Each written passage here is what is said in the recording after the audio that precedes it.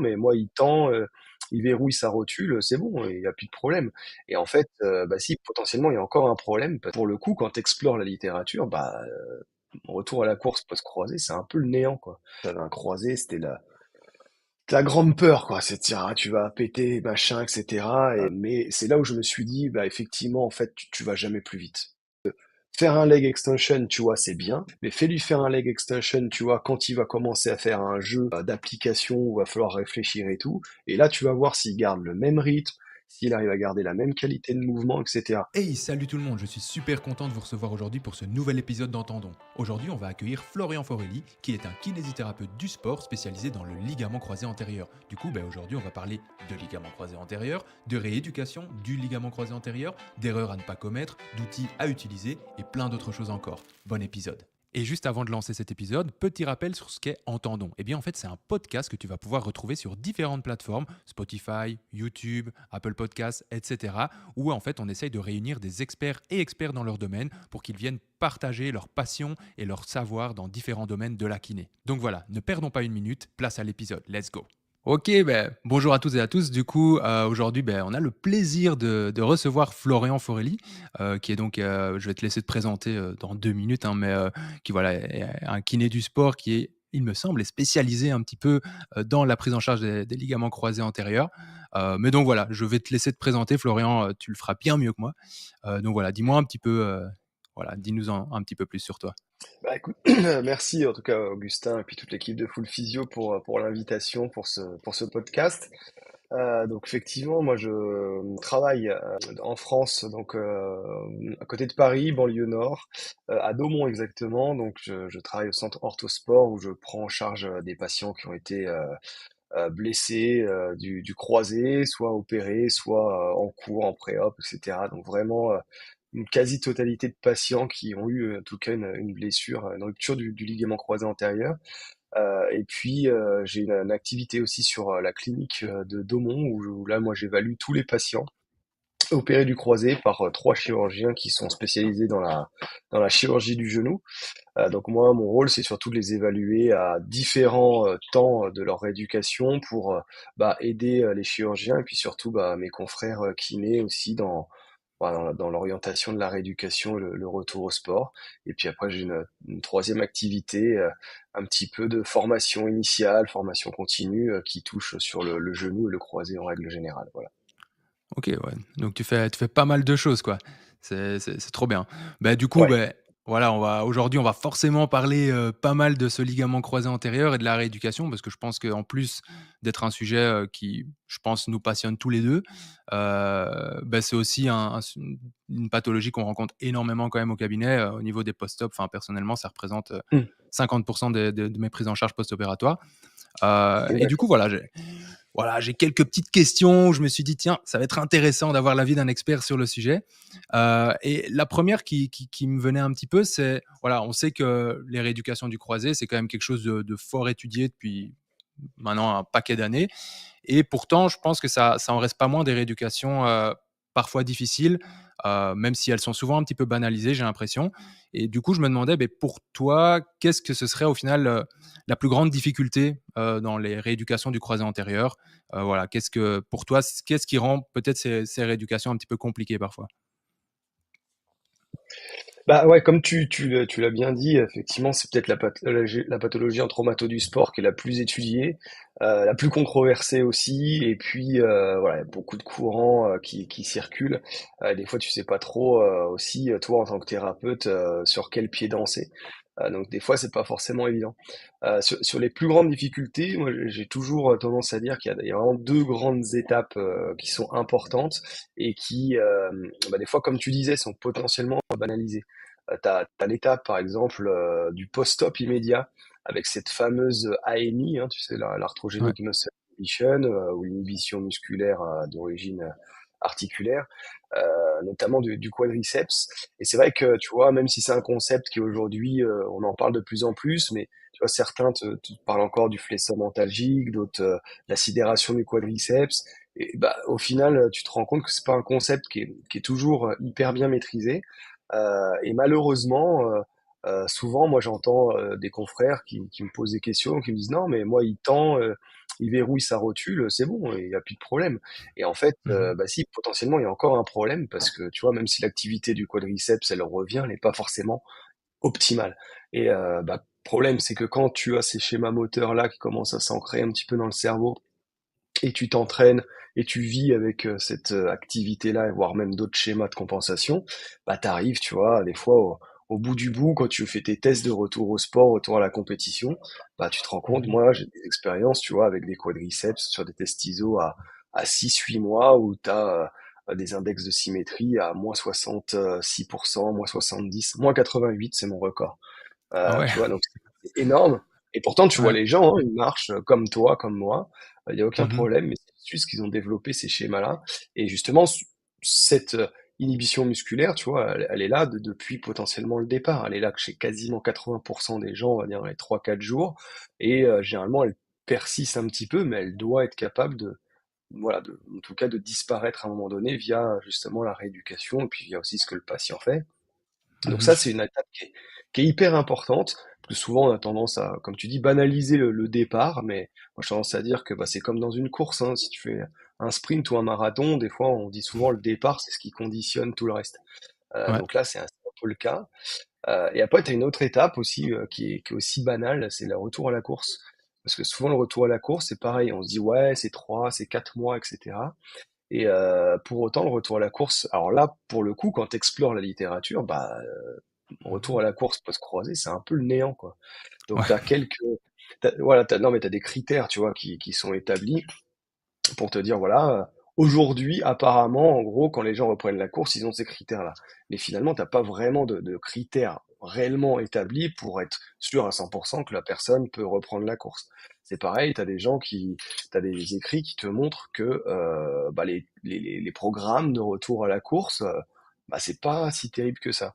Donc moi, c'est toujours ça, je trouve un peu paradoxal, c'est que bah, aujourd'hui, tu sais, par exemple, quand tu tends la jambe, voilà, quelle partie du cerveau s'allume quand tu as ton quadriceps qui fait ci, fait ça, mais finalement, pour retourner la course, tu sais pas trop.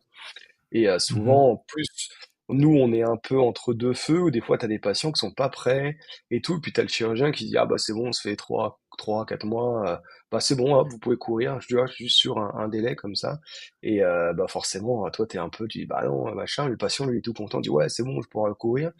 Et le problème, c'est que bah, cette capacité du genou à absorber, restituer l'énergie à la course, si tu l'as pas préparé avant, bah, c'est là aussi tu commences à avoir des petites douleurs fémoro-patellaires, des petites inflammations, et ce qui fait que tu peux retarder un petit peu, bah, justement tout ton continuum, ton protocole de rééducation. Et donc tu vois, deux étapes banales, tu vois, c'est vraiment le mot, tu Ouais. vois, comme tu dis hein, tout à l'heure et que je trouve vraiment bien choisi parce que c'est ça, deux trucs banals où on va dire bah effectivement bon au début c'est normal, voilà, faut pas s'inquiéter si ça tend pas, si ça contracte pas, et pour autant bah si. Et le retour à la course où des fois tu dis ah bah tiens, oh là vous me semblez en forme aujourd'hui, vous êtes à 3-4 mois, c'est bon on va y aller. Mmh. Bah non, ça se prépare. Justement faut préparer les capacités musculaires et articulaires du genou pour refaire cette course qui est hyper importante parce que c'est quasiment la première activité sportive entre guillemets que le patient va retrouver et souvent il a assez hâte quand même. Ouais, bah, c'est marrant que tu parles du retour à la course parce que moi, par exemple, en ce moment, j'ai un patient, bah, il a quand même galéré pas mal à retrouver cette extension totale de genou et pour autant, le chir, lui a dit: «Écoute, vas-y, vas-y, tu peux Mmh. courir» et cetera et du coup, je trouve qu'il y a même parfois un peu cette opposition, qu'on ne doit pas spécialement trop montrer aux patients parce que sinon c'est un petit peu, un conflit médical aux yeux du patient, je pense, mais où, tu as le chir qui donne le feu vert et toi derrière tu te dis: «Bon, pour moi tu es pas encore totalement prêt, j'aimerais quand même que tu récupères, ton extension parce que si tu vas courir alors que tu boites déjà encore un peu». Enfin, de mon point de vue en tout cas, c'est pas incroyable. Et toi, comment tu je sais pas si ça t'est déjà arrivé ce genre de situation où tu es un peu «contre l'avis du chirurgien» entre gros guillemets, ou en tout cas ça va pas dans le même sens et comment toi tu gères ça avec, voilà, avec le patient à ce moment-là? Bah, c'est vrai que là, c'est comme tu dis, c'est toujours difficile parce que bah, finalement, le patient qui attend justement ce retour des fois à la course ou à l'activité, c'est vrai que le chirurgien, bah, on va pas non plus se cacher, hein, ça reste dans la représentation sociale, on va dire quelque chose, enfin, un peu supérieur au kiné, hein, sans Ouais. toute proportion Non, c'est sûr. gardée, bien évidemment. Mais du coup, ouais, c'est là que c'est assez compliqué. Donc, moi, souvent, alors, bon, on va dire aujourd'hui, j'ai la chance de travailler avec des chirurgiens quand même qui me font confiance. Et donc, c'est vrai que sur les retours à la course, généralement, voilà, ils suivent un petit peu ce que je dis justement pour aider un peu aussi le patient et aussi les kinés pour qui on fait les bilans. Mais après, Mhm. j'ai déjà été confronté effectivement quand tu as en fait, ce genre de souci, bah, en fait, comme tu dis, tu es un peu embêté et là, à gérer, bah, c'est pas toujours évident parce que si Mhm. tu fais pas en rééducation, lui, il va sûrement le faire, de son côté et puis on sait tous que, bah, c'est pas forcément la première course qui va être, handicapante, douloureuse et cetera. C'est l'accumulation de contraintes, inhabituelles qui va faire qu'à un moment donné, ton genou va saturer et avoir des douleurs. Donc, moi après j'essaye souvent, mais peut-être qu'on en reparlera au cours de l'interview, mais je pense que c'est pour ça que c'est intéressant aussi pour nous kinés, c'est d'évaluer son patient de manière Mhm. régulière, tu vois. Parce que quand tu Ouais. évalues aussi de manière régulière ton patient, souvent tu vois à 6 semaines, à 3 mois, à 4 mois et demi, tu vois à peu près toutes les 6 semaines, bah, le patient normalement il sait à peu près où il en est aussi. Et c'est souvent Ouais. le problème, c'est quand tu évalues pas ton patient ou peu, ou parce que t'as pas le temps, parce que si, par diverses raisons, hein, j'incrimine et bien sûr je Mhm. stigmatise personne, mais c'est aussi ça, quand tu l'évalues pas souvent, bah, le patient il sait pas trop des fois où il en est, et il pense savoir faire des choses alors que potentiellement il n'est pas capable de le faire. Donc je pense que Ouais. c'est hyper important aussi au début, quand tu les as en pré-op, justement, hein, quand tu as la chance de les avoir pré-opératoires, qui est une vraie phase aussi, justement, éducative pour le patient, Mhm. c'est de pouvoir vraiment poser un peu les jalons et de pouvoir dire, voilà, il y a ci, il y a ça, etc. Et l'idée, c'est essayer de développer aussi cette capacité d'auto-évaluation voilà, du patient, parce que même si t'en as, hein, le chirurgien dit, bah c'est bon, à 3 mois, vous pouvez courir, mais t'en as, ils vont te dire, ouais, non, mais ok, Ouais. il est gentil, mais j'ai pas du tout les capacités. Et le problème, c'est ceux qui pensent avoir les capacités A, Mhm. qui peuvent, bien évidemment, après, venir court-circuiter un petit peu toute cette continuité de soins, et puis après, venir faire ralentir un petit peu les choses au travers de cette rééducation qui va être longue. Ouais, non. Ouais, bah, je suis carrément d'accord et d'ailleurs, bah, on va en profiter pour passer un petit peu, au deuxième point entre guillemets, comme ça on essaye un petit peu de slalomer de façon fluide. Mais, pour revenir, tu parlais de l'AMI, donc, cette inhibition du quadri, en post-opératoire. Donc, en l'occurrence, on lit pas mal, bah, dans la littérature au final que les premiers mois, dans le cadre d'un post-opératoire du croisé, les premiers mois sont vraiment cruciaux, voire le premier mois. Enfin voilà, moi j'ai lu pas mal de papiers qui disaient que voilà, ça se jouait beaucoup aussi là, pas que là, mais il y avait un gros point à jouer. Et donc voilà, moi je voulais savoir, ben, à quoi toi tu fais attention, en l'occurrence, je sais pas moi, le premier mois avec le patient? Quels sont les indicateurs au final qui feraient que, ok, là tu t'inquiètes avec ce patient, là tu t'inquiètes pas, ou tu rediriges, etc. Voilà, dis-nous un petit peu plutôt. Ouais, ouais, mais alors moi sur lesquels vraiment les paramètres, sur les indicateurs sur lesquels je fais vraiment attention, un c'est la douleur parce que c'est vraiment le déclencheur de tout. Et c'est vrai que des fois, bah tu te rends compte, t'as des gens qui malheureusement disent ah bah c'est bon j'ai pas mal, je prends plus de médicaments ou j'ai aussi je vois des gens qui tu vois au niveau de la glace ils interrompent la glace très rapidement tu vois parce que comme ils vont Mhm. bien ils font autre chose ils pensent plus à glacer. Mais moi, c'est vraiment alors un, la douleur, et deux, c'est cette capacité à contracter le quadriceps et à ressentir en fait cette contraction. C'est ça qui est des fois important, parce que des fois, tu as des gens qui contractent, qui verrouillent, voilà, tu vas bouger la rotule, tu dis, bon, c'est verrouillé, c'est cool. Et au final, quand tu leur demandes, bah, vous sentez bien là votre contraction?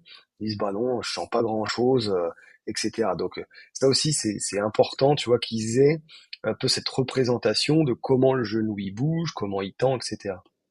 Moi, tu Mhm. vois, j'ai l'avantage, c'est que nous, on a un parcours sur la clinique de Daumont qui on fait du préopératoire, donc vraiment on voit les patients, on leur explique un petit peu le déroulé du jour en ambulatoire. Et puis après, on les voit le jour de l'opération. Et ce qui est important, à mon sens, c'est de leur faire comprendre justement que le genou peut bouger de façon parfois infra-douloureuse. Donc, moi, quand je les vois le jour J, tu vois, je leur dis, voilà, votre genou, il plie, donc je leur fais plier le genou, c'est pas moi qui le plie, je leur dis, voilà, regardez, ça plie, ça tend, donc voilà, vous n'êtes pas obligé de Mhm. rester jambes de bois, vous n'êtes pas obligé d'être allongé continuellement. Donc, il faut, avec parcimonie, bien sûr, bouger votre genou, parce que ça contribue, tu vois, aussi à ça. Si tu bouges pas, forcément, le cerveau dit, oh là, ça doit pas bouger, etc., etc. Enfin, c'est des hypothèses, hein, Ouais. potentiellement, que je fais. Voilà. Mais en tout Mhm. cas, quand les gens arrivent, moi, c'est souvent ça.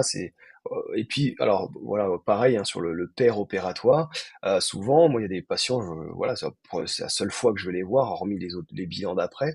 Mais toi, tout de suite, après l'opération, j'y voyais, je leur prends la jambe saine souvent et je leur dis, bah, ouais, contractez le quadriceps, là. Donc, ils Mhm. contractent à fond. Je dis, voilà, vous sentez bien, tu vois, partie interne, partie externe, etc. Votre tuile, vous voyez, elle bouge pas. Bah, quand vous serez à la maison, donc peut-être pas aujourd'hui, peut-être pas, voilà, peut-être demain ou quoi, bah, vous allez chercher sur votre jambe aussi opérée, tu vois, à faire la même chose. Comme ça, tu vois, déjà, ça les aide un petit peu à conscientiser un petit peu, alors c'est un néologisme, bien sûr, francophone, mais tu vois, à essayer de conscientiser un petit peu, tu vois, cette contraction musculaire. Mais ça, Ouais. moi, j'accorde vraiment une importante, tu vois. Moi, des fois, je reçois les patients, je suis avec des stagiaires, puis voilà, je fais un peu de massage, tu vois, 3 4 minutes, tu vois. Puis ils me disent, mais ton massage, il sert à rien. Tu vois, je dis, bah ouais, ouais, t'as raison, effectivement, thérapeutiquement, il sert pas à grand-chose.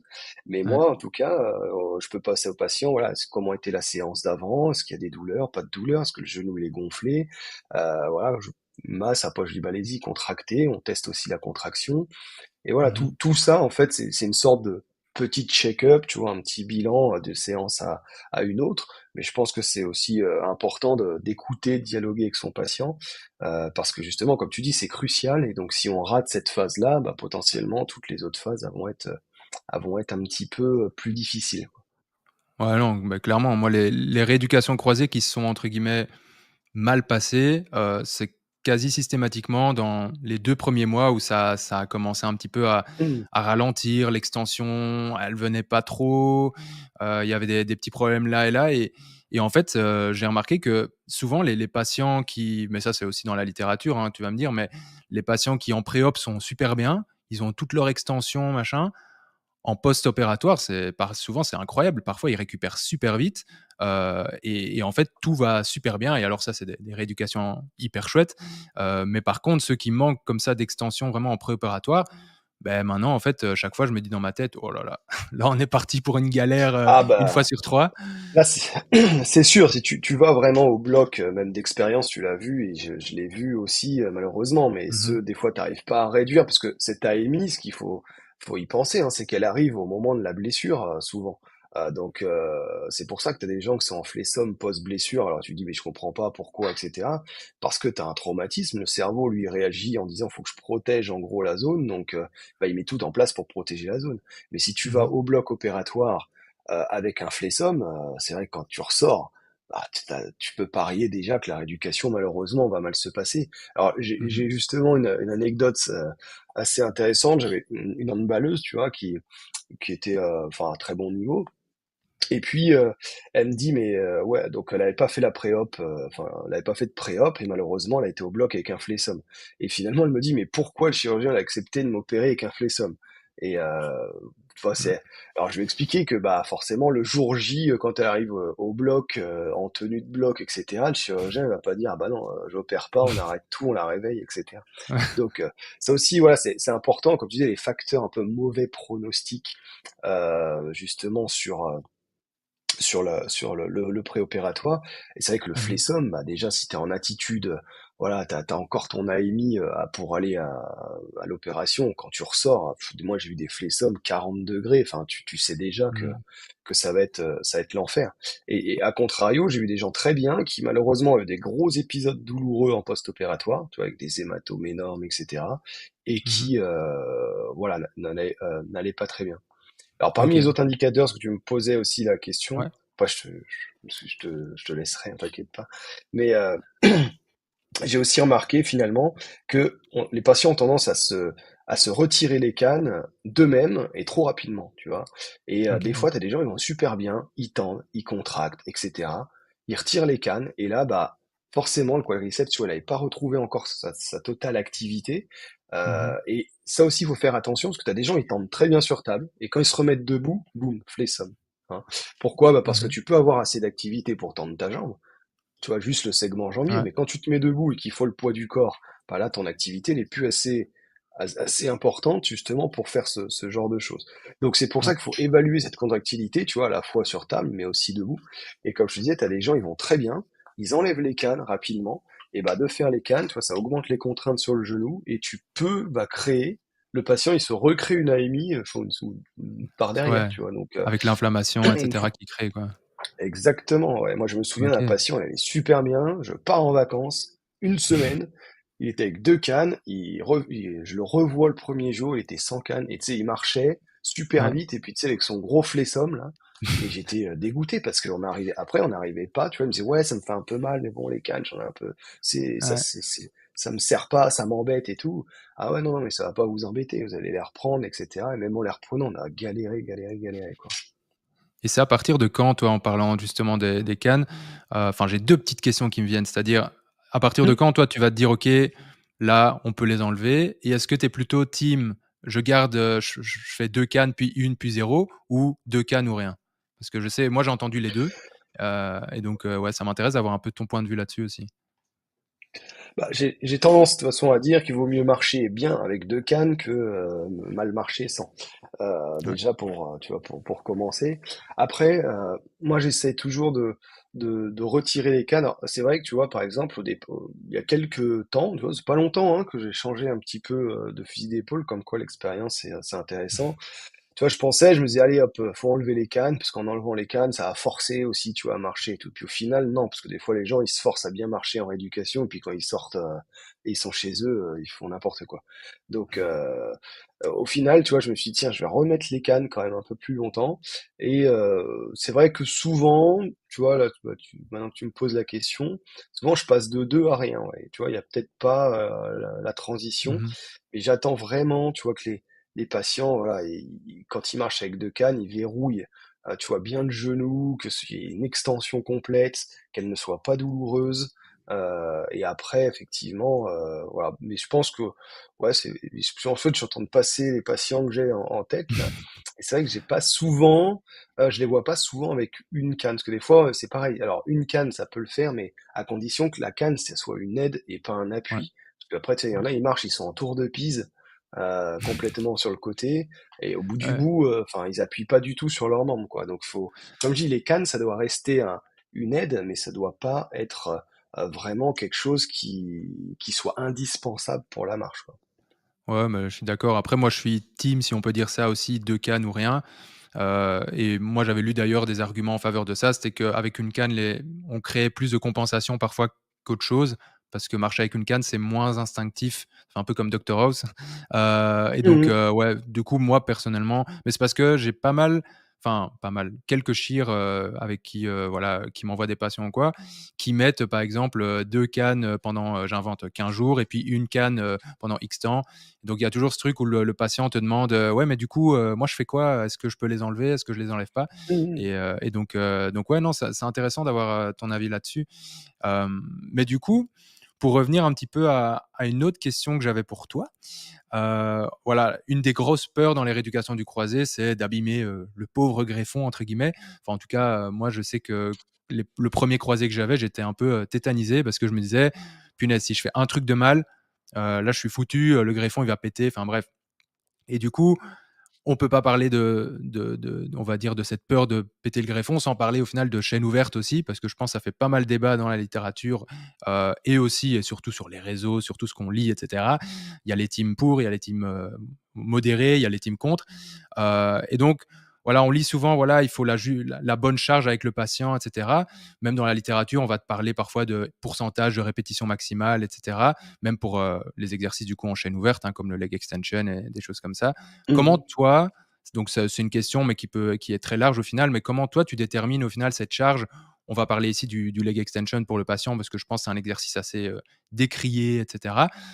Sachant que au final, tu as rarement la répétition, enfin en tout cas la force maximale du patient en préopératoire, à part si tu as eu la chance de les voir en préop et que tu as pu les tester, ça c'est vraiment génial, mais c'est pas toujours le Mhm. cas. Et ouais, bah voilà, dis-moi un petit peu, toi, comment tu abordes ça, cette question de la charge? Bah, sur la chaîne ouverte, c'est vrai, comme tu l'as dit, et moi le premier, c'est pareil, quand j'étais jeune étudiant, t'avais un croisé, c'était la grande peur, quoi. C'est de dire, ah, tu vas péter, machin, etc.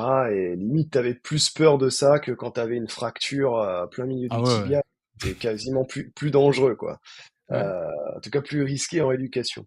Alors, c'est vrai que la chaîne ouverte, ça a été débattu, et en fait, moi, j'ai toujours tendance à dire, parce que les gens pensent que comme j'ai pas mal travaillé sur la chaîne ouverte, je suis un pro chaîne ouverte, et que le Mhm. reste ne sert plus à rien. Pas toujours, hein, c'est pas parce que tu montres, t'essayes en tout cas de montrer certaines choses que t'en es Mhm. intimement convaincu. L'idée, c'était déjà, première question, tu vois, c'est de dire, bah, pourquoi en fait on ferait de la chaîne ouverte plus que de la chaîne fermée, tu vois? Bon, alors bien sûr, Mhm. on me dit il y a plus de rendement musculaire, etc. et tout. Ok, ça peut être intéressant, mais tu vois, alors moi de mon temps, hein, parce que je commence à vieillir aussi, mais il y avait ces kinés rebelles qui disaient ah je fais de la chaîne ouverte, regarde c'est possible, comme tu disais, tu vois, parce que tu avais des modérés, et puis tu avais un peu Ouais. des extrémistes entre guillemets, voilà, de manière intellectuelle, hein, bien sûr. Mais Toujours. si c'est pour faire, tu vois, de la chaîne ouverte pour dire je fais de la chaîne ouverte, ça n'a aucun intérêt. C'est-à-dire qu'il faut trouver de l'intérêt à. Et c'est vrai que au départ, moi j'aime bien distinguer ce qu'on dit les exercices un peu chaîne ouverte comme on peut avoir au début quand tu vas travailler, on a dit l'inhibition musculaire. Ça peut être très intéressant. Et puis le réel renforcement où comme tu dis là on va mettre une charge. Là effectivement, c'est là où la controverse limite va exister. Sauf Mhm. que bah, quand tu t'intéresses à ce sujet, qu'est-ce que tu vois? C'est-à-dire que on part du postulat que ça distend, mais si tu regardes sur les bases de données, bah, t'as rien qui montre que ça distend en fait. Ouais, Rien. ouais. Non, c'est Pas, clair. t'as aucune référence. C'est-à-dire que finalement, on se base sur des patients souvent qui sont sains, tu vois. Et souvent, on est les premiers à dire quand il y a des études qui sont faites sur les gens sains, on dit ah ouais mais c'est sur du sain, c'est pas des gens opérés machin. Mais bizarrement, alors quand c'est le croisé et que ça arrange tout le monde, on dit ah bah Ouais. ah ouais attention ça distend etc. Donc, et malheureusement, comme tu dis, sur les réseaux, il y a beaucoup d'amalgames. J'ai encore vu des choses passer, je citerai personne, mais voilà, où les gens ils disent oui, attention, ça distend le transplant. Mais on a une étude, ça parle même pas de reconstruction du croisé. Comment on peut dire que ça distend le transplant? On peut juste Ouais. dire qu'il y a des contraintes, bien sûr, qui semblent plus importantes, mais encore faut-il quelque chose de fragile entre guillemets peut quand même être solide, tu vois. Ouais. Il y a rien de. Donc c'est ça qui est un petit peu dommage. Mhm. Donc, nous, on avait fait, tu vois, en plusieurs étapes. Effectivement, on s'était dit, tiens, voilà, on avait pris l'étude de Kang, eux, ils mettaient 70% de la RM, comme tu dis, ce qui est Mhm. un petit peu, alors pas forcément beaucoup, mais comme tu dis, je pense que c'est pas forcément représentatif. C'est pour ça qu'aujourd'hui, on parle plutôt, tu sais, de MVIC, contraction isométrique volontaire maximale, parce que Ouais. c'est ça, en fait, que tu as. Comme tu dis, on n'a pas la chance. C'est pareil quand on parle de retour au sport, les gens disent oui, machin, mais faut se caler sur le pré-op, mais ouais, sauf si tu as la chance de faire du suivi de club sportif que tu évalues souvent et que tu as la chance d'en avoir un qui se blesse, là tu peux savoir. Mais nous, en tant que thérapeute, on a rarement ces valeurs-là, comme tu l'as dit. Donc il faut Mhm. se baser effectivement, nous on s'était basé sur 60%, tu vois, de cette contraction volontaire maximale. Donc Ok. on avait pris à 90 degrés sur de l'isométrique.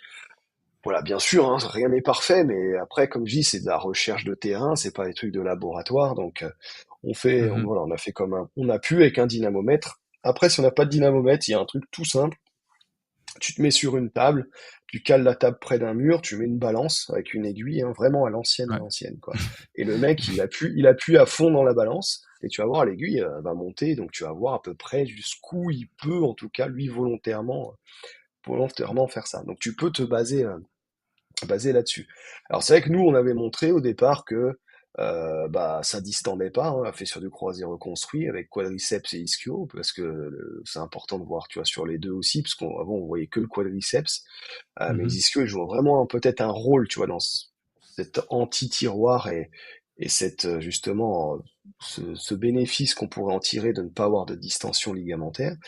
Donc quadriceps ischio, et c'est vrai qu'on avait montré qu'il y avait un gain de force. Sauf que, effectivement, dans notre protocole, il y avait potentiellement un biais, c'est-à-dire que ceux qui faisaient de la chaîne cinétique ouverte avaient peut-être un volume d'entraînement, tu vois, qui était beaucoup plus important. Donc, Ouais, finalement, qui dit volume d'entraînement important, dit potentiellement force plus importante. Mais finalement, nous, notre objectif principal, c'était de montrer que ça, t'avais pas de distension par rapport à un groupe qui faisait que de la chaîne cinétique fermée. Donc, c'était double finalement effet, c'est-à-dire que non seulement ils faisaient de la chaîne ouverte, mais non seulement ils avaient un volume d'entraînement plus important, mais en plus ça distendait pas, tu vois. ouais, Donc donc c'est c'est pas ça vraiment comparable, quoi. qui était ouais. Donc et là, tu vois, on a réussi, c'est en cours là de publication, mais alors on s'est pas intéressé à la force parce qu'on n'avait pas grand-chose d'intéressant, puis on avait plusieurs objectifs. Un, c'était de comparer à volume d'entraînement égal, est-ce qu'il y a distension ou pas, et c'était aussi d'étudier en fait comment évolue la plastique, tu vois, entre 1 et 6 mois avec justement de la chaîne ouverte précoce. Ok. Et finalement, tu vois, quand entre 1 et 6 mois, il se passe pas grand-chose. Enfin, au niveau de la distension, hein, après bien sûr que ça se Ouais. ligamentise, etc. Et dans le groupe qui a fait de la chaîne cinétique fermée, pareil. Et pour les résultats de force, on les a pas mis sur l'article, mais en tout cas, ils étaient similaires dans les deux groupes. Donc ça veut bien dire que à même volume d'entraînement, finalement que tu fasses de la chaîne ouverte, chaîne fermée, ou que finalement plus de chaîne fermée, bah tu te retrouves finalement, tu as le même gain de force. Donc aujourd'hui, tu vois, tu peux pas foncièrement dire, en tout cas, que bah, la chaîne ouverte a un avantage sur la force, mais en tout cas, elle a potentiellement un avantage qualitatif sur la contractilité du quadriceps. Ça, j'en suis persuadé par contre. Ouais, c'est ça et au final, moi personnellement, je l'utilise pas mal avec, par exemple, l'électrosteam ou quoi, tu vois? Mm. Électrostimulation pendant le leg extension ou quoi et je trouve que ça apporte vraiment ce rapport à, oh bah, ça aide le patient entre guillemets à conscientiser un petit peu ce mouvement et à sentir, au final de la contraction musculaire. C'est tout bête, mais il y a des patients, moi, ils ont mis parfois 1 mois, 2 mois à sentir vraiment. Avant ça, ils sentaient plus dans le genou, ils sentaient à des endroits parfois où je me disais: «Mais Mhm. comment c'est possible de le sentir là?» heu et du coup, ici, je me demandais aussi, en parlant d'électrosteam, toi, est-ce que tu utilises des outils complémentaires en kiné? Parce que bon, on en a, je pense, énormément à notre disposition, que ce soit la cryo, le BFR, l'électrostimulation, et j'en passe. Mhm. Et ouais, ça m'intéresse, enfin, ça nous intéresse un petit peu de voir, toi, qu'est-ce que tu utilises dans ta pratique? Si tu utilises, entre guillemets, des outils en plus et comment et pourquoi? Et donc, ouais, un petit peu tout ça. Ouais, ouais, moi j'utilise pas mal d'outils. Alors après, sur les outils, moi j'aime bien, bah, comme tu disais, bon, l'électrostimulation, bon, ça c'est un peu le meilleur ami du kiné, hein, Mmh. qui n'utilise pas l'électrostimulation, mais bien sûr, faut utiliser à bon escient. Au départ, effectivement, pour stimuler. Après, j'ai toujours tendance à dire, c'est pareil, c'est comment tu fais l'électrostimulation. Aujourd'hui, tu as pas mal de trucs dans la littérature qui dit, bah voilà, si tu fais une contraction qui est un petit peu en dessous de ta stimulation électrique, tu seras plutôt dans tout ce qui est un peu anti-atrophie. Quand tu seras à peu près égal, bon, tu vas maintenir un peu tes capacités. Et puis, si tu essaies d'avoir une contraction qui va être un peu plus forte que le stimulus électrique, là, tu vas essayer, évidemment essayer tu vas développer un peu plus de muscles. Donc même là-dessus, tu vois, tu peux jouer avec tes Mmh. patients, même des fois en mettant l'électricité, tu vois, mais tu sais qu'il pourra jamais masquer la stimulation électrique, mais le but justement, c'est de le piéger, lui donner l'intention de, tu vois. C'est un Ouais, peu comme quand tu utilises, moi j'utilise aussi, tu vois, le biofeedback avec un petit ouais, EMG. Et des fois, moi souvent, je lui dis, voilà, vous voyez, ça contracte, machin, etc.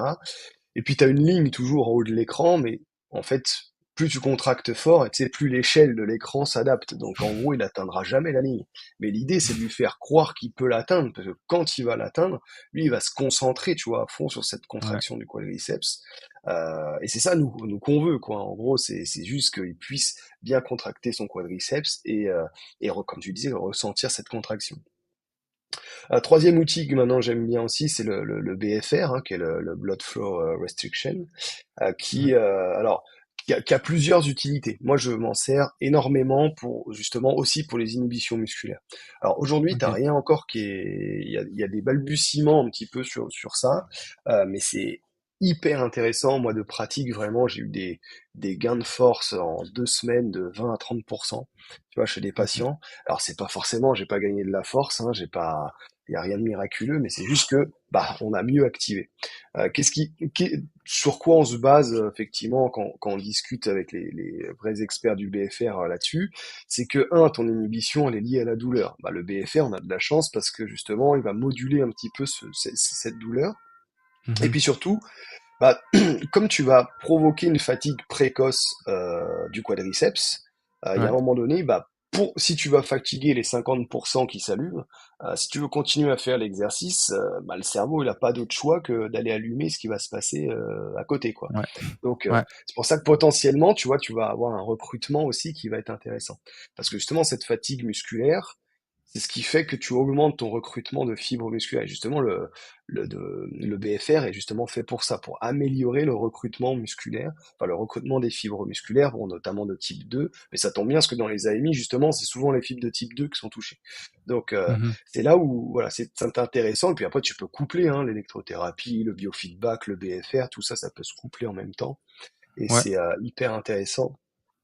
Et après, troisième chose là, que j'utilise, enfin en tout cas vraiment dans la rééducation, il y a le Velocity Base Training maintenant que j'utilise pas mal, Ok. qui est vraiment une méthode de renforcement musculaire qui est basée sur le déplacement, la vitesse de déplacement de la charge, et qui semble en fait un peu plus efficace que ce qui est basé sur la RM, parce qu'en fait ceux qui défendent un petit peu cette méthode-là partent du postulat, si tu veux, que la RM elle est fluctuante d'un jour à l'autre. Par exemple, moi aujourd'hui là je suis un peu fatigué, je sais pas, je vais soulever 120 kilos, tu vois, au squat. Trois Mhm. jours après, je suis en pleine forme, tu vois, pleine bourre, bah moi le kiné, pour lui c'est 120 kilos au squat. Donc dans 3 jours, il va me faire soulever 120 kilos au squat. Potentiellement, je suis capable d'en soulever 170 parce que ça va Ouais. mieux, tu vois. Donc là, eux, ils se basent vraiment, bah, tu vois, c'est tous les profils force-vitesse, hein, au final. Ouais. Et donc, bah, en gros, tu sais que en fonction comment de la vitesse où tu vas déplacer la charge, là, tu vas plus travailler la force, là, tu vas plus travailler l'accélération, là, tu vas plus travailler la vitesse. Et donc, Ok. et on joue justement sur une déperdition de cette vitesse pour arrêter, tu vois, les séries. Donc, voilà, c'est une Ok. autre méthode, c'est assez intéressant, mais c'est vrai que tu vas plutôt travailler après la force, l'explosivité. C'est hyper, en tout cas, hyper stimulant aussi pour le patient que, tu vois, la simple presse avec, Ouais. j'exagère quand je dis simple presse, mais tu vois que la presse où tu lui dis, voilà, fais tes 12 séries, tes 3 séries de 12 ou je ne sais quoi. Ouais. Voilà, donc c'est autre chose. Et la dernière chose que j'utilise beaucoup maintenant, c'est des petites applications cognitives, tu vois, pour faire travailler un peu le cerveau, parce qu'on connaît maintenant Ouais. le rôle un petit peu du cerveau on va dire, dans les ruptures du croisé antérieur. Et donc, voilà, essayer de vraiment aller travailler justement en double tâche ou multitâche pour les puristes, Mhm. justement grâce à des petites applications, justement pour faire travailler le cerveau et augmenter la charge cognitive, bien sûr, lors d'un geste ou d'un Mhm. exercice. Ouais, mais et pour revenir au VBT, tu utilises une application en particulier, pour mesurer comme ça cette ou, est-ce que c'est un au enfin, entre guillemets, «un autre outil» que tu as acheté sur le côté? Ou est-ce qu'il y a une appli qui permet de mesurer ça, cette vitesse? Ouais, alors, ouais, aujourd'hui, alors les encodeurs linéaires semblent effectivement un peu plus fiables que les Bluetooth. Moi, j'utilise le Vitruve, hein, sans conflit d'intérêt aucun, bien évidemment, Ouais. qui est un encodeur linéaire. Donc, tu as une petite application, et si tu veux, bah, à chaque fois que tu soulèves ta charge, ça tire sur le fil.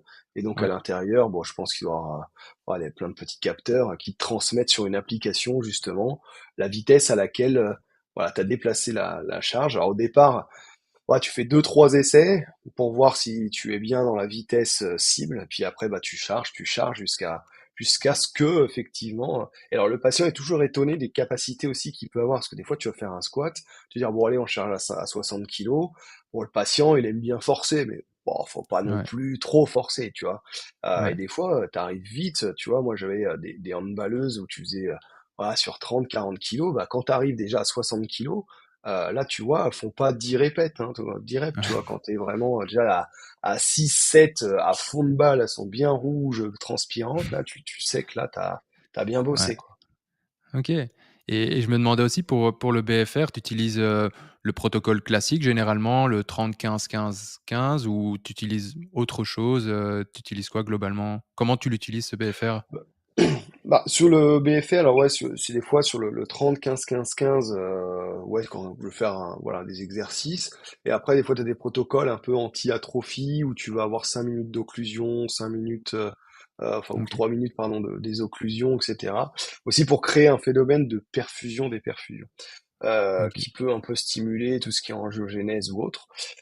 Et alors, il y a certains même qui s'amusent sur les inhibitions à faire du BFR avec la charge lourde. Alors, tu vois, alors là, c'est pas commun, hein, parce qu'on se dit, bah oui, c'est la charge légère. Mais en fait, Ouais. l'effet recherché est un effet, si tu veux, de congestion rapide, tu vois, d'avoir vraiment OK. ce gonflement cellulaire très rapide, parce que en fait, quand tu as ce gonflement cellulaire et cette hypertrophie qui arrive rapidement, bah, le patient, c'est pareil, il sent son muscle, Ouais. tu vois. Ouais. Et là, comme toi, quand t'as fait un gros effort, bah, tu sens ton quadrille, il est congestionné à fond. Bah, là, tu Ouais. sens la partie interne, tu sens la partie latérale, tu sens ta partie médiale. Et donc, Ouais. c'est pour, tu vois, pareil. Pour juste dire au patient, ouais, vous ressentez bien votre quadrille, là, vous avez vu, il a bien bossé, etc. Mais Ouais. encore faut-il être sûr, moi, c'est ce que je dis, hein, faut toujours évaluer. Parce que des fois, tu laisses faire les patients sur le côté, tu regardes, tu dis, ah, il fait bien le Mmh. mouvement. Et quand t'arrives, bah, le mec, il fait que de la fesse, il fait que de l'ischio, et en fait, il t'a berné pendant toute la séance. Donc, faut vraiment Ouais. être sûr qu'il a bien compris aussi le mouvement, parce que sinon, Ouais. bah, tu vas pas dans le sens que tu souhaites, quoi. Ouais. Bah et du coup, en parlant de sensations musculaires, moi, j'ai pas mal de patients, notamment, quand ils sont opérés, des IDT, tu vois? Où on a pris, dans les ischios.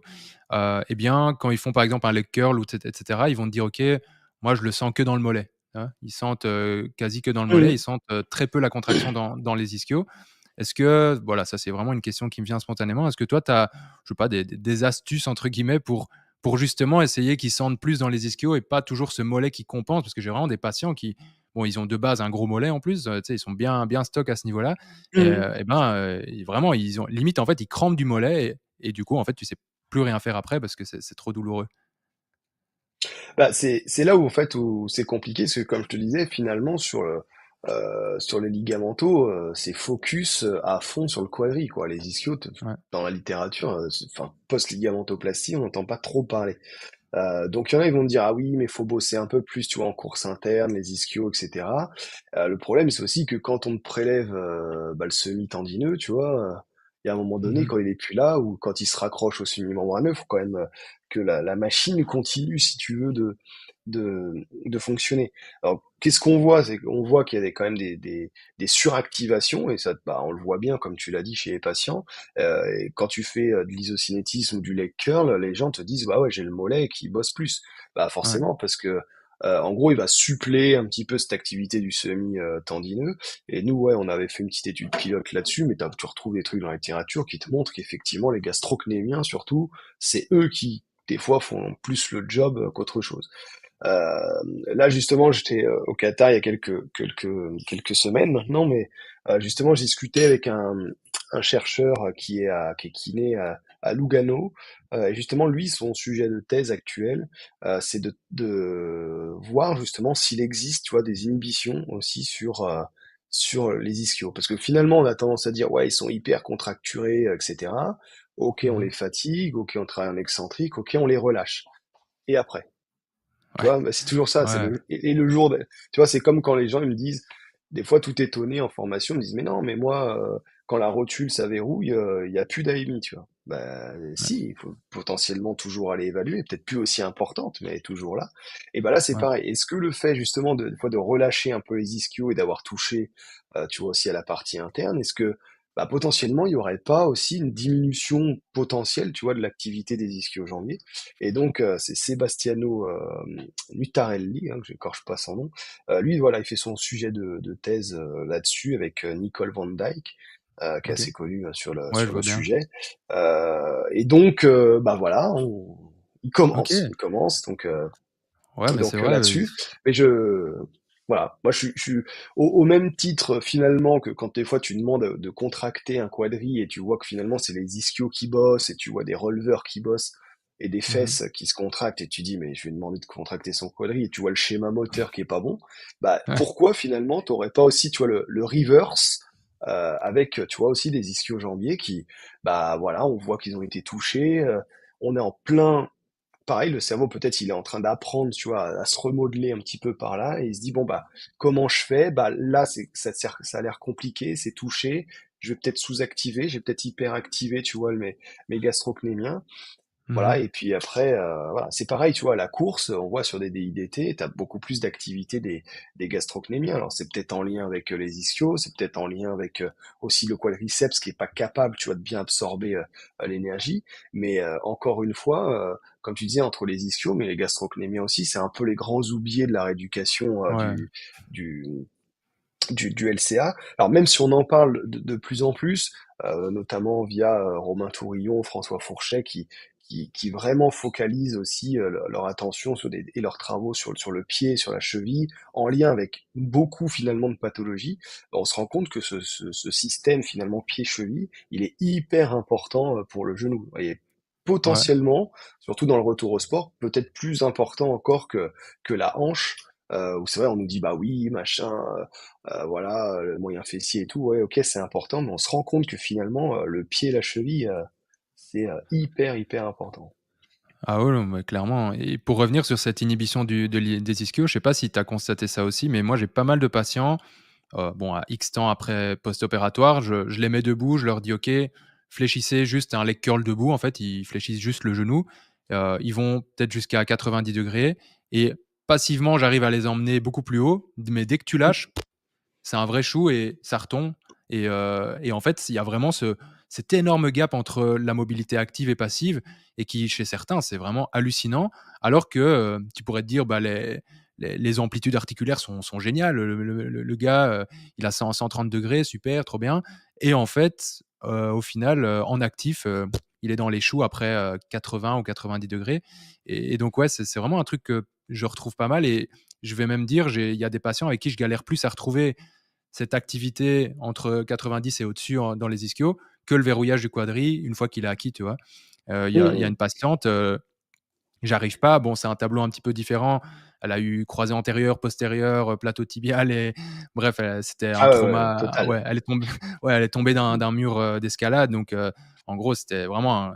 On parle plus de juste. Enfin, pour moi, c'est même plus le même type de rééducation, Ouais, ouais.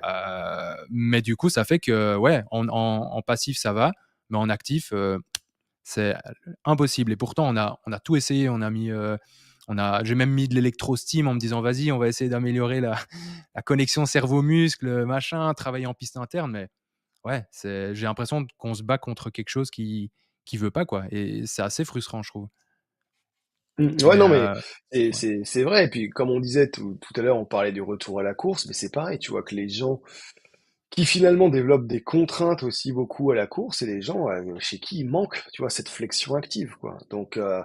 et donc c'est pour ça qu'aujourd'hui on a des constats, comme tu disais, sur les ischios, mais au final, tu vois, les ischios, c'est voilà, c'est compliqué. C'est pareil, aujourd'hui, tu vois, on fait des DIDT, mais de plus en plus, on montre que finalement, le dernier rempart du tiroir antérieur, c'est le semi-tendineux, tu vois. Mm. Donc Ouais.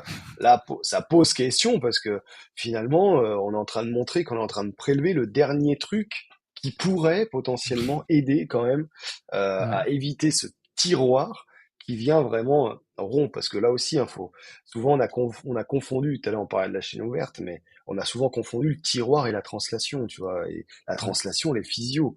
Donc tu peux pas la supprimer, c'est impossible. Tous les gestes qu'on fait, il y a de la translation antérieure. Donc on peut pas la Mhm. supprimer malheureusement, mais et le tiroir c'est pathologique. Donc faire de la translation c'est pas grave, mais faire des tiroirs là, le tiroir ouais, c'est lésionnel. Donc il faut effectivement empêcher ce genre de choses. Donc les Mhm. ischios et les gastrocnémiens, je pense que ça va être voilà, ça va être le futur un petit peu, parce que là, voilà, le quadriceps, on a à peu près enfin pas tout écrémé, on peut pas tout toujours être écrémé, mais genre on a quand même bien avancé. Maintenant, Mhm. faut voir son copain, les ischio-jambiers, Ouais. les gastrocnémiens, voilà Ah, où bah, on en est. clairement. Ouais, non, mais et au début, enfin, au début de ce podcast, on parlait, un petit peu des patients qui progressaient très, très vite. Comment toi, tu gères un petit peu ça, beh, voilà, des patients qui, en fait, progresseraient, super vite à titre personnel? Là, par exemple, en ce moment, j'ai un patient, il avait quasi toutes ses amplitudes en flexion et sa full extension. Après, je sais pas moi, après trois semaines post-opératoires, ça allait, mais nickel et du coup, c'est un patient effectivement qui se dit: «OK, beh, ouais, mais pourquoi est-ce que tu m'interdirais de faire des choses? Regarde, j'arrive à tout faire. Enfin, tout faire, on s'entend, mais je veux dire, je vais super bien, machin. Le chirurgien est super content. Comment toi, tu abordes, parce que je suppose que tu en as croisé aussi, comment toi, tu abordes ça, peut-être des patients un petit peu trop pressés qui voudraient faire Mmh. plus et leur faire comprendre que forcément, aller bien cliniquement ne veut pas dire que biologiquement, ils sont prêts, quoi. Ouais, ouais, ça c'est toujours le gros souci. C'est-à-dire que et souvent c'est même la question, hein, les gens ils disent qu'est-ce que je pourrais faire pour aller plus vite? Tu vois déjà, même quand ils vont bien ou pas assez bien, ils veulent toujours aller plus vite. Et moi je leur explique, alors c'est vrai que au début voilà des erreurs, on en a fait, on a toujours essayé d'aller des fois un peu plus vite parce que ça allait bien. Et bah, finalement tu te rends compte que des fois bah, quand tu mets un peu la charrue avant les bœufs, tu te dis il est bien, machin, il y a toujours un moment donné où bah, on va te rappeler à l'ordre, tu vois, la petite douleur, le machin, qui est pas forcément sur le genou, tu vois. Moi, je me Ouais, souviens, justement, avec une sportive, bah, elle avait, tu vois, une tendinite d'Achille de l'autre côté, parce que, bah, au bout du bout, elle avait quand même plus ou moins compensé, parce que tu montes, comme tu dis, en intensité d'exercice, et donc, c'est assez compliqué. Moi, ce que j'essaie aujourd'hui, tu vois, de mettre un peu plus en place, c'est un peu plus de rigueur, tu vois, aussi de mon côté, et les patients, c'est-à-dire bien leur expliquer. Parce que c'est pareil, tu as des patients, quand tu leur dis ça va être 6 9 mois de rééduc, ils tombent il de faut un la malaise. table, parce que personne, Ouais, voilà, personne leur a expliqué. ouais. Et donc, moi, j'essaie de toujours leur dire, écoutez, de toute façon, sur un croisé, c'est une rééducation qui va être longue, et moi, je leur explique que de toute façon, on ne gagnera jamais de temps. Voilà, on peut essayer de ne pas en perdre, mais gagner, Mmh. ça, c'est pas possible. Ouais, Donc, euh, j'essaie de leur expliquer qu'on déjà, comme je te disais, on va faire des évaluations qui vont être régulières pour voir un petit peu où ils en sont, et que ça va être par rapport à ces évaluations-là que potentiellement on va progresser. Donc, ouais. et donc, aussi de leur expliquer que s'ils veulent un minimum que ça suive aussi le rythme, il faut aussi un peu en faire, tu vois, à la maison. Pas trop quand même, hein, mais je leur Mmh. explique que bah, mais aussi si on fait 1 heure de kiné tous les 3 fois par semaine, mais qu'après le reste du temps, ils font un régime canapé, Häagen-Dazs, chips et Netflix, forcément, ça va pas améliorer les choses. Donc, il faut qu'ils Ouais. se rendent un petit peu acteurs. Alors, c'est vrai que j'ai un discours des fois peut-être un peu plus qu'avant, mais peut-être un peu plus voilà, rigoureux et disciplinaire. Mais voilà, je me suis rendu compte quand même que quand tu cadres les choses dès le départ, ça se passe aussi voilà, un peu mieux. Parce que les gens Ouais. ont toujours l'image, tu vois, ils disent ouais, mais regardez, Ibra, il a repris à ci et ça. Je dis ouais, ben regardez, au bout du bout, il s'est répété. Voilà, donc Ouais. voilà. Moi, je leur explique bien aussi, tu vois, que bah, le risque de récidive, il existe. Voilà, que il n'est pas anodin, que alors, c'est pas forcément, tu vois, pour leur faire peur, hein, ce que je leur explique, mais c'est voilà, leur dire qu'attention, ça existe, donc il faut pas le perdre de vue, qu'on n'est pas plus fort qu'un autre. Hein. Donc, Ouais. il faut, je leur dis, voilà, il y a des étapes. Moi, je te dis, je sais d'évaluer tous les 6 semaines, tu vois, 6 semaines, voilà, trop machin, etc. Et Ouais. donc, l'idée, c'est grâce à ça, voilà, qu'on va progresser, tout en essayant de varier un petit peu tous les éventails d'exercices que l'on peut avoir. Et généralement, ça se passe ça se passe un peu mieux, ouais. Parce que des fois, bah, tu vois le problème, si tu t'évalues pas, le patient, il pense qu'il est capable de faire plein de trucs. Et des fois, quand tu vas sur le premier test, c'est OK. Donc moi, tu vois, j'ai 6 semaines, tu vois, ta petite batterie test, puis tu vas, tiens, allez, on va faire un petit squat, juste unipodal, vas-y. Et là, Mmh. tu vois que bah voilà, Ouais. tu vois, tu maîtrises pas ça. Si on maîtrise pas ça, potentiellement, on peut pas passer à ça ou ça. Donc là, Ouais. généralement, voilà, il prend conscience qu'il est capable de faire des choses, mais qu'il reste encore quelque chose à travailler pour aller justement un peu plus loin, quoi. Ouais, beh et parfois les patients, ils se rendent pas compte, mais j'ai une patiente, bah, pour rester dans le thème, post-opératoire, donc croisé toujours. Elle vient, tout se passe bien et puis elle part, 3-4 jours. Puis elle revient le lundi et avant les séances, elle m'avait dit: «Ouais, est-ce que tu crois que je peux courir?» Et je lui avais dit: «Écoute, moi j'aimerais, voilà, qu'on fasse, vraiment d'abord une séance où je te fais des tests et cetera, pour valider aussi les critères». Enfin bref, et je lui dis donc: «J'aimerais que idéalement, tu ailles pas courir parce que ça, on va faire ça la semaine prochaine, ça vient pas à une semaine». Et elle revient le lundi, qu'est-ce qu'elle me dit? «Ouais, écoute, j'ai été courir, 3-4 kilomètres, bah, écoute, ouais, ça va, hein». Et alors j'étais là devant elle un peu stupide. Je me disais: «Bon, ben, ouais, bah, maintenant que c'est fait et tant mieux si ça s'est bien passé». Mais c'est parfois fou de se dire, on n'est pas toujours entendu comme on aimerait et c'est sûrement peut-être que mon discours, j'ai pas été assez convaincant, hein, à Mmh. mon avis. Mais ouais, c'est exactement ce que tu dis, c'est les patients qui évoluent bien, ils se ils se croient et je serais peut-être comme ça à leur place, j'en sais rien parce que heureusement, j'ai jamais eu de croisée, pour en tout cas à moi. Mais c'est vrai que c'est quelque chose d'assez perturbant parfois, tu te dis: «Bon, bah, OK, tant mieux que ça se soit bien passé», mais pour le coup, je trouve que c'est tellement risque-bénéfice défavorable, mais bon après, Bah ouais, voilà. c'est le problème. Non, mais Mais tu as raison. Alors, des fois, tu as des gens, ça va bien se passer, ils vont continuer, ça continue de bien se passer, mais des fois, tu as quand même la majorité où il y a un moment donné où bah, le mmh, problème, c'est que ça se passe mal. Là, l'autre ouais, fois, j'ai reçu un patient, ce n'est pas un de mes patients, mais tu vois, à 6 semaines, il fait Paris-Toulouse en vélo. Donc, il y a quand même une pas sacrée mal. distance. Et puis, il me dit, bah ouais, l'autre fois au boulot, en me levant de la chaise, je me suis fait mal. Donc, et il dit, depuis, j'ai toujours mal. Donc, tu vois, c'est pareil, j'ai essayé de lui expliquer que potentiellement le Paris-Toulouse avait été néfaste. Il Ouais, me dit, mais non, mais quand j'ai fait le Paris-Toulouse, j'avais pas mal.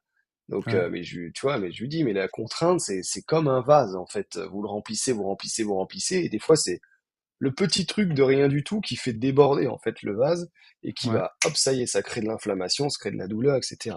Et donc, tu vois, c'est ce problème-là ouais. aussi où malheureusement, il faut essayer de cadrer un peu les gens, voilà, Mmh. tant bien que mal, parce que problème, comme tu dis, sinon après ils tentent, ils font des choses, et le problème, c'est quand ça va mal se passer, ça va te retomber finalement dessus, quoi.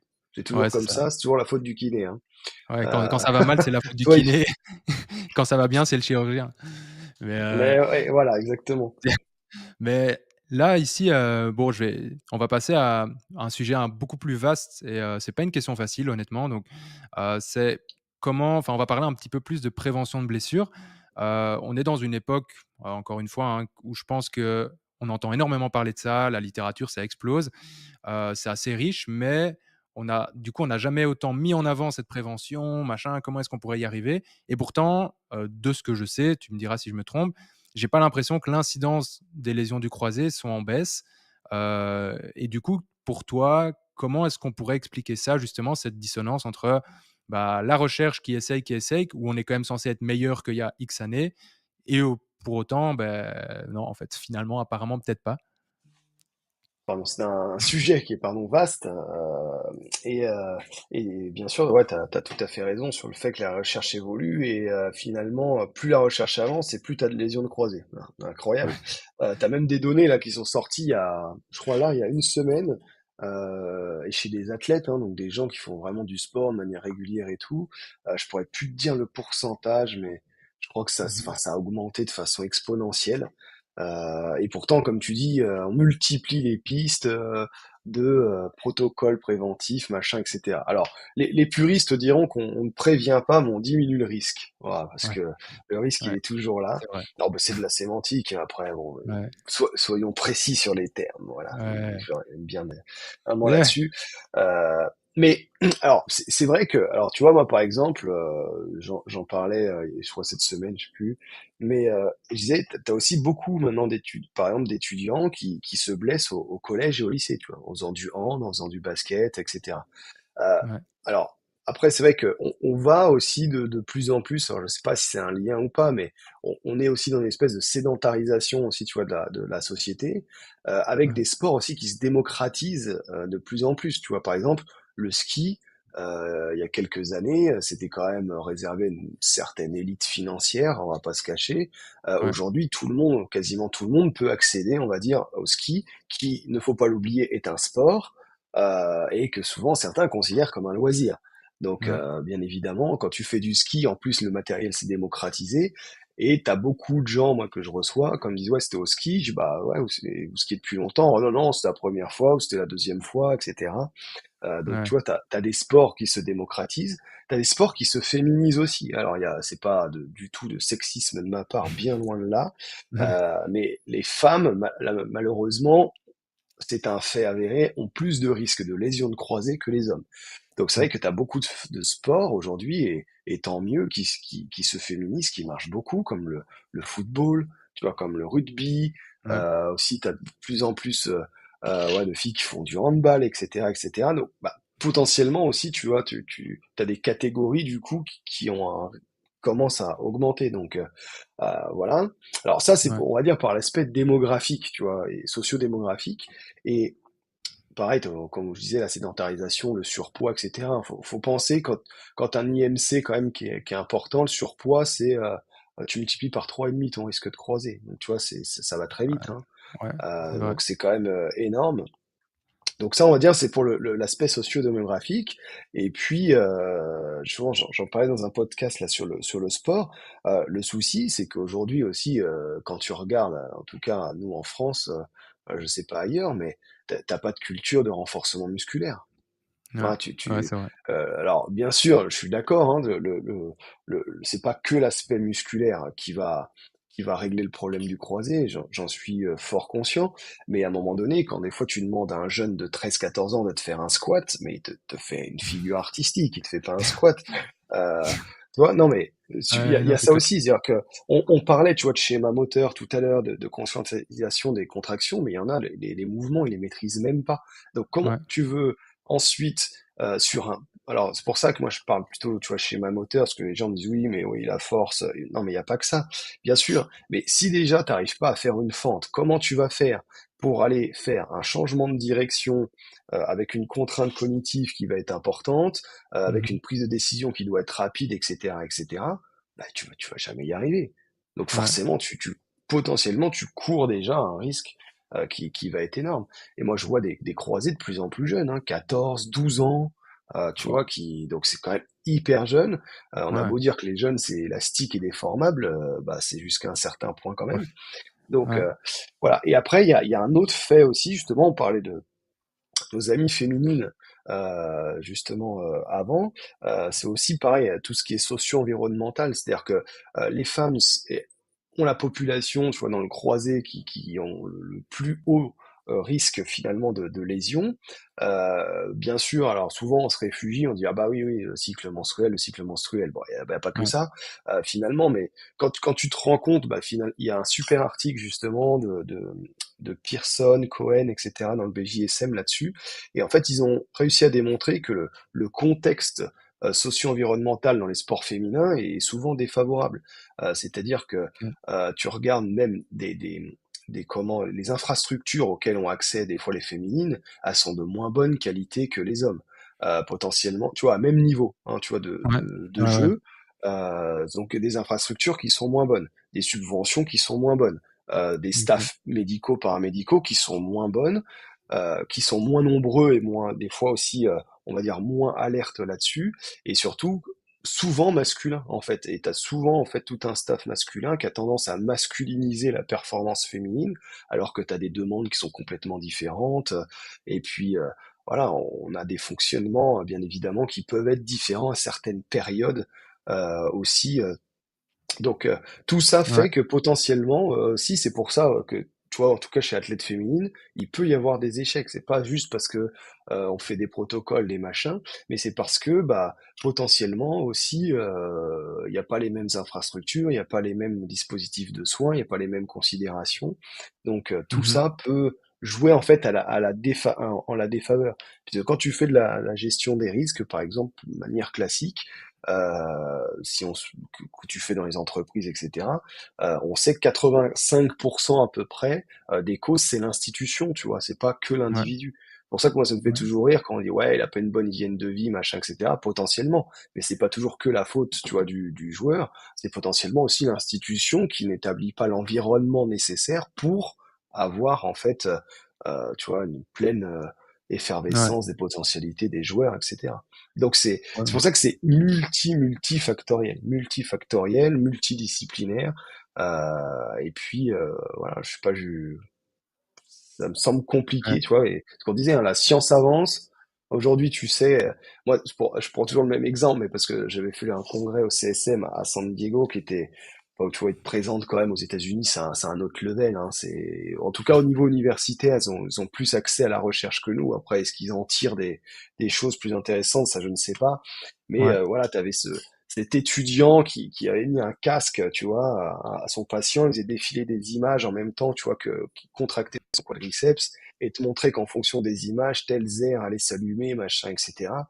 Bah, tout le monde est en effervescence. Bien sûr, c'est beau, c'est magnifique et tout, mais Ouais, en attendant, on a toujours des croisés qui pètent par milliers. On sait toujours pas comment on revient à la course. On sait toujours pas si les ischios ils sont inhibés, pas inhibés. Donc, en ouais, gros, tu vois, les banalités, si on revient comme au début, tu vois, qui semblent simples, qui semblent sans importance, ouais, bah, on les a pas forcément trop étudiés. Et c'est peut-être aujourd'hui ce qui nous fait défaut et qui nous manque, bah, peut-être pour justement. Tu vois, fermer la boucle, ouais. quoi. Ouais, c'est clair. Je pense qu'on s'intéresse actuellement à une partie du problème et que c'est comme tu dis si bien, c'est multifactoriel et il y a facteurs intrinsèques, extrinsèques, tout ça.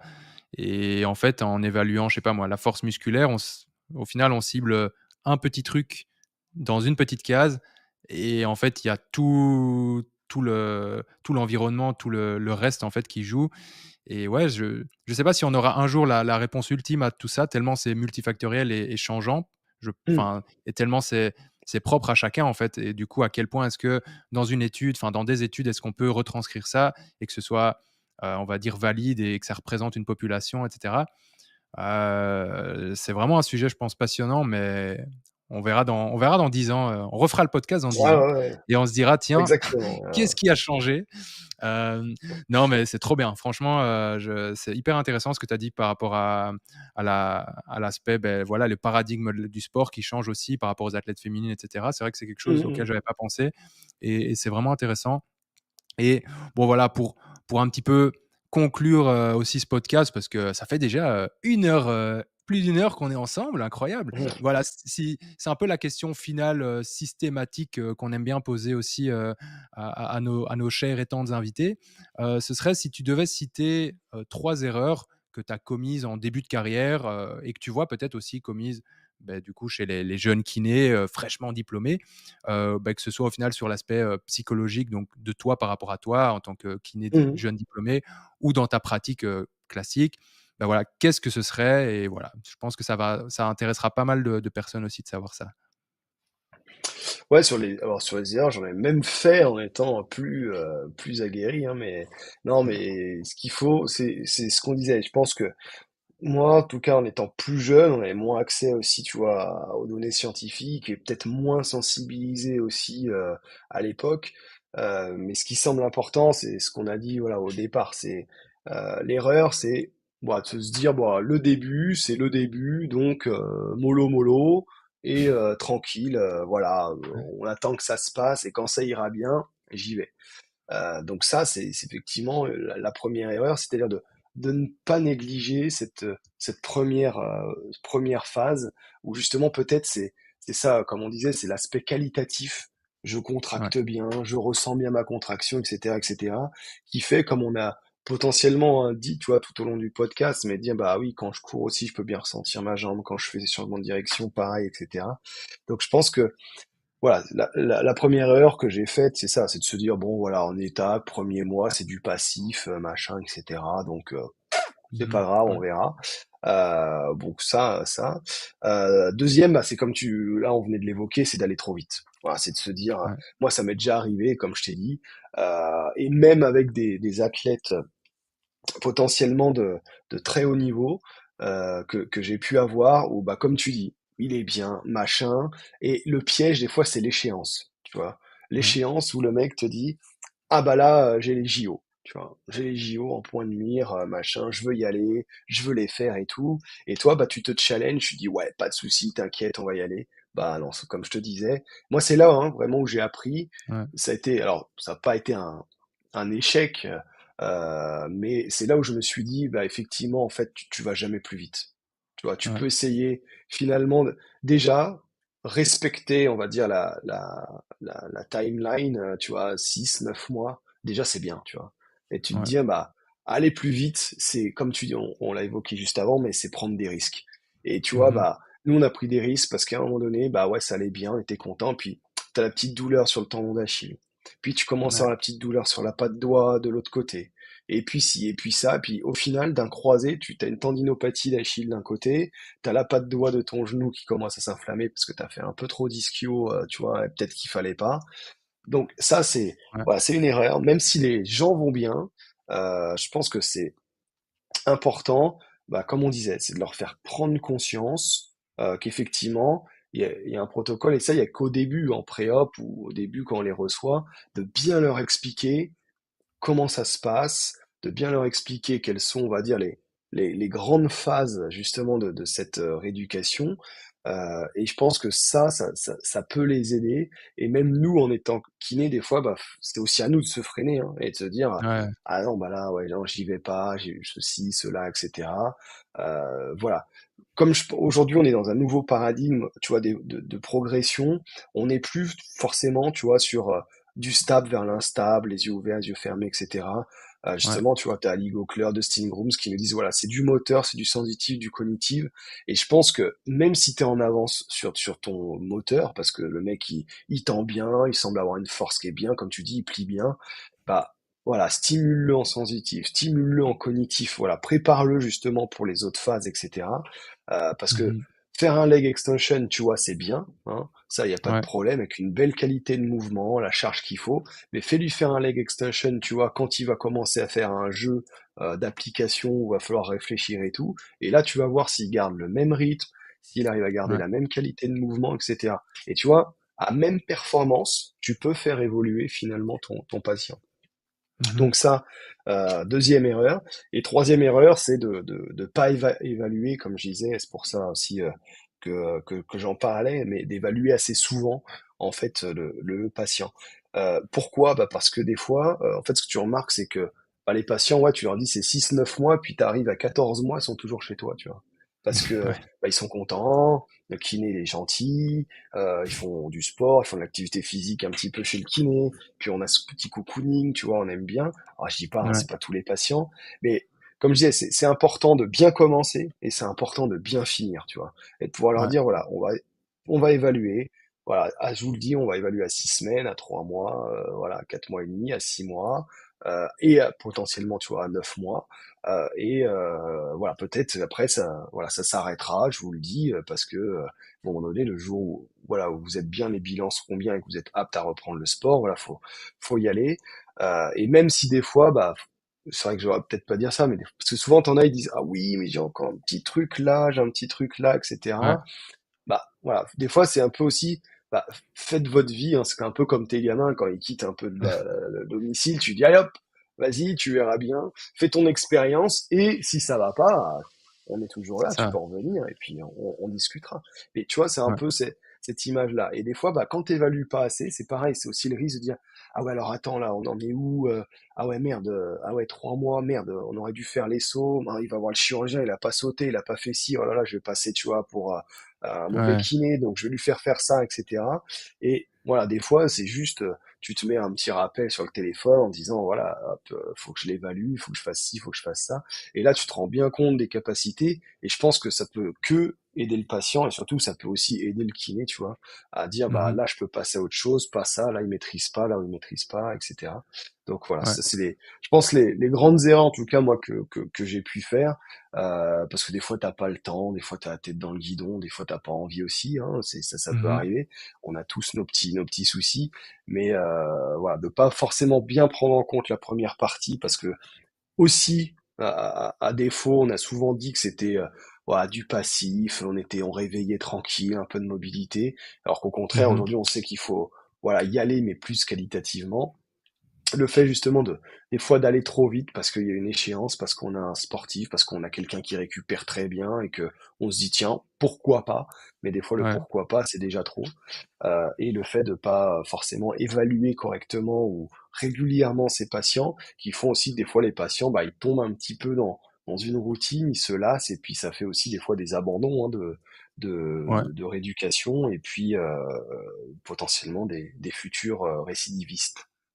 Ouais, ouais, non, bah, OK, trop bien. Ouais, merci pour, ce partage, c'est vraiment cool et je partage un peu, ces erreurs-là aussi, bon, voilà, moi, j'ai moins d'expérience que toi, en tout cas au niveau des croisés et même je pense que de toute façon tu bosses depuis en plus longtemps que moi, mais c'est hyper intéressant parce que, ouais, franchement, je te rejoins à 100 surtout sur le fait d'aller trop vite. Moi, j'étais enfin et encore, comme tu dis, et ça, c'est vrai que je devrais le préciser, on fait encore tous des erreurs et on en fera tous encore à l'avenir. Donc quand je dis les erreurs du début, ça sous-entend pas qu'on n'en fera plus, mais on va dire voilà, Mmh. c'était les gros points à soulever. Mais évidemment que malheureusement, je pense que je ferai encore personnellement des erreurs jusqu'au bout Ah oui, de oui, ma oui. carrière, Mmh. en espérant qu'elles soient de moins en moins présentes. Mais voilà, je pense que c'est pas possible d'être irréprochable. On reste humain aussi, quoi.